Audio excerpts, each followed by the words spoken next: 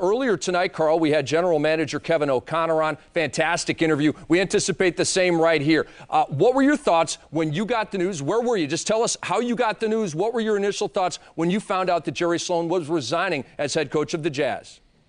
Well, I was actually on the way to my place I raised deer back in Louisiana, and I got a call, then I got a text, then I got about 35, 40 requests. And in my older age, I'm mellowing really good. I decided not to do interviews because, of course, I was upset. But after coming down a little bit, I had already planned to come to this game anyway with my kids out of school. But the unfortunate thing about it, we need to know some things here. We lost, the NBA lost, an unbelievable ambassador for basketball, number one. Number two, the Jazz organization lost 2 head coaches with Phil Johnson and Coach Sloan. So, of course, you go through the stage that you're a little upset about it. I don't like the hearsay, but I do know things that's going on, and it's just one of those unfortunate things. Karl, Steve Smith, just want to ask you, did you see this coming from Jerry Sloan and Phil Johnson, 2 guys that I got to get a chance to play against along with your teams? I never would see, Coach Sloan quitting, I would say, in the middle of the season. Did you see this coming on for Jerry Sloan and Phil Johnson? Well, Steve and Coach, it's neat to talk to people in studio that know what the hell they're talking about. So that's why I chose to do this with y'all. So I just want to throw some things out there. I know Coach Sloan. We can call it resigning, quitting, whatever you want to call. The man I know never quit anything. And Phil Johnson never quit anything. So it had to be something a lot worse than anybody's saying, because I know this guy. This guy wouldn't quit anything. He challenged me in the huddle before and said, "I'll fight you as long as I can see you." I said, "Well, Coach, that ain't going to be long." But that's Coach Sloan, and that's his attitude. So for something like this to happen, guys, to me, it's one of those things that you can have Dr. Naismith, Coach, you can have you can have anybody you want. The players have to buy into the system, okay? For guys in studio, not you guys, but other guys that don't know what they're talking about, that say the game had passed Coach Sloan, he don't have the fire and the passion, I say BS, because I know this guy. And Coach, you know him, and Steve, you know him. Something happened, but that's for another story. I would say that we've lost a great ambassador. And I'll tell you like this. At some point in time in my life, I will carry his tradition on. I will be more than honored to carry the tradition on. Now, you're talking about manning up and your boy got your back, Coach, and Steve, you guys.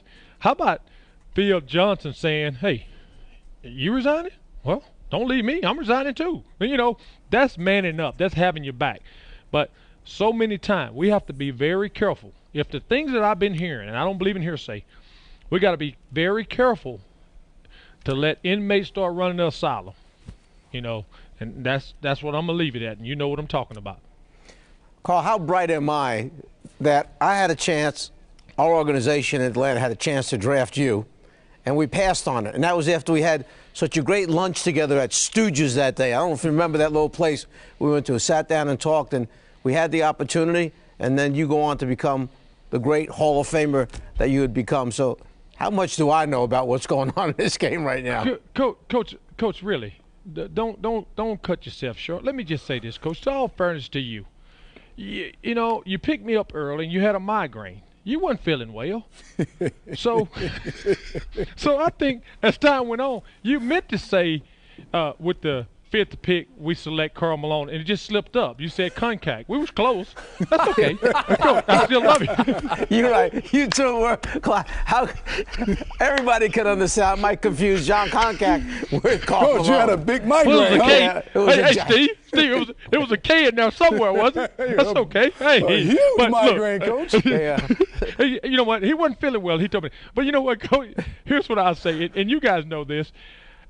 To me, I really believe in my heart, I had the utmost respect for Larry Miller. And I'll say this now. I said it when I retired. I'm a phone call away because I know what this organization means to Larry Miller. I know what it means to Gail Miller. And I know what it means to Utah fans. And I've told them then and I'll tell them now. I'm a phone call away. I see things that can improve here, but what you have to say is, okay, please, I want to tell my players and I want to tell my coaches, if I'm the owner and I got to choose, please don't make me. I've seen Larry Miller in the locker room when me and Coach Sloan got into it. Larry said nothing. He would go ask Jerry, he's okay. Jerry said, I'm okay. Carl, okay? And Larry would walk in the shower and say the same thing. We're getting away from that. You know, that's what we need to do. Because when you have things like this happen, we can't afford to lose a fan. You see, in the big scheme of things, we need everybody on board, and we can kind of write this thing. But I'm going to tell you something. Our organization is at a crossroad, and it's something that I feel strongly about. That's why I wanted to come here. Of course, I'll see Coach Sloan as well. Karl, Steve Smith, when you look at it, like you said, Phil Yes, Johnson is gone right now. Also, Jerry Sloan is gone. Tyrone Corbin is a coach. Can you tell us about Tyrone Coach taking over right now and what kind of job you think he would do? Well, the first thing, Steve, Tyrone got to be Tyrone. Tyrone, you know, he got his wings under Coach Sloan. Everybody got to have a start. But I want to reiterate one thing here. It don't matter if we had Coach John Wooden. The players as a whole have to buy into the system. That's the whole issue here. We can have anybody, but I tell you what, Tyrone will give it everything he got. He was one of the last guys to leave when we was here. He earned. I didn't think he expected it like this. But what he have to realize is just to be himself. Fall back on what you learned. Don't try to do anything other than what you need to do. And here's the thing about it. Just like the President of the United States, be smart and surround yourself with people that know what they're doing. Because you can't possibly have your hand on the whole pulse. And be the coach. You're not out here to be their friend. You're out here to be their coach. Because at the end of the day, I haven't seen a player get fired. Now, I've seen them get traded and released and cut. But Tyrone have to do things like he want to do it that he learned from Coach Sloan, and he'll be fine. But I'm going to tell you, let me say it again. Everybody got to buy into the system. Karl, earlier in this interview, you said you will carry on Jerry Sloan's tradition. Do you have an idea of right now exactly how you will carry out Jerry Sloan's tradition? Well, he was a coach. I learned everything I learned from him. And that has definitely been something that I've always wanted to do. I have a son that play football, and they say he's pretty decent. So he got 2 more years, and I don't want to lose that. But it's something that I feel so strongly about that I will definitely have opportunities, I'm sure, and I'm going to try to make the most of them. And I owe that to Coach Sloan because what he taught me.